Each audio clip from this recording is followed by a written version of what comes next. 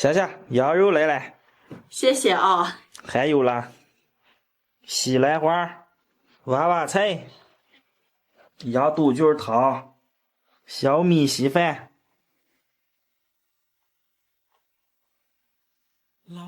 咋个，夏夏，丰收着吧？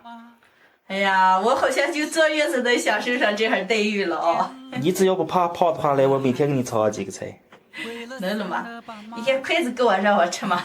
哎，忘了，我给你找个。哦。嗨，大家好，我是霞姐，出院5天了。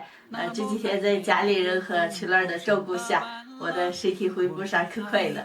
看陈乐给我做的饭，特别的丰盛。看见没吧？没。陈乐，你做这么多，我能吃了了？吃不了有我了吗？这别我这个月子把你给胖了。是，赶紧尝一下凉了。啊，让我尝尝你炖的羊肉。每个表情都是感情沟通的升华。原谅我不能经常在家。这是我心你还是薄的肉啊？